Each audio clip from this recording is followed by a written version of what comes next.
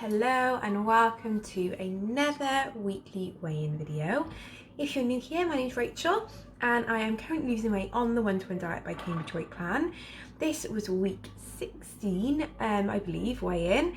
So 4 months, fully on plan, and I lost 2.5 pounds this week. So that takes my total loss in 4 months to 4 stone 7.5 pounds, and I am buzzing. Like, I'm so chuffed with that. I think it's amazing just how quickly this plan works for you and how quickly you can lose weight. It's amazing.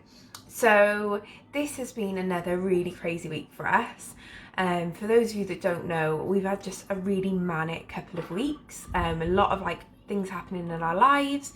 Obviously I returned back to work, we dealt with issues with Poppy in nursery, then we had Jamie's nan passed away and we had her funeral, so we were going back and forth between here and our family in Aberystwyth, and then we had a car accident then last week.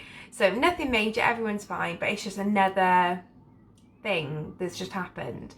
So luckily the car's repairable, thank goodness. Work is now getting into a bit of a rhythm with it. Poppy is doing fine in nursery. So yeah, life is leveling out a bit, which is lovely, because I really thrive off routine, and not having that routine in my life I find quite difficult. Plan, however, slots in brilliantly to the chaos. So if you're someone who's I'm generally an emotional eater, so it just shows you how much this plan is working, that food is not what I turned to when all of this shit was happening.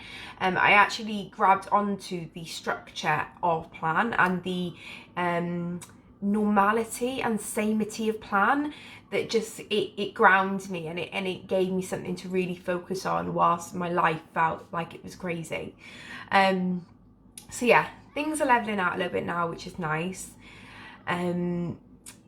And yeah, 2.5 pounds, week 16, can't really complain with that. So I am gonna shake it up a little bit this week. So I am actually gonna step down to step 1A. So there's a couple of reasons for this. One is just to see if it gives me bigger losses. I typically hover around 2.5 to 3.5 pounds as an average. Sometimes I then get spikes of higher losses, like 4 or 5. So my loss over the month is generally a stone a month, or a couple of ounces to a pound short of that. So, it's not that 1B doesn't work. I really don't want people to think this, but we're all impatient creatures. If I can get to goal a little bit quicker, I will try and do that. So that's why I'm going to step down to step 1A. Now, I don't necessarily know whether or not it is going to have an impact on my losses, because generally the 2 steps have similar losses from what I've seen.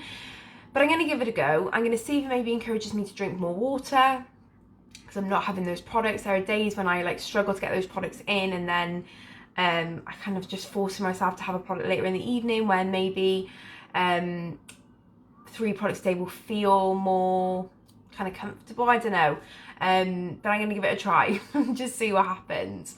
I don't feel like going over to step 2, because I still feel like life is just finding its feet and I'm just getting there still. So yeah, I'm going to try step 1A and see how it goes.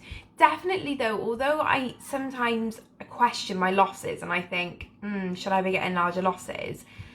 I definitely feel like I've really lost inches lately. And I know I've mentioned this before, that inch loss and weight loss do not come together. You will lose inches and then generally lose weight. Apparently you can't really lose them together. I don't know the science, but if you Google it, there is science behind it.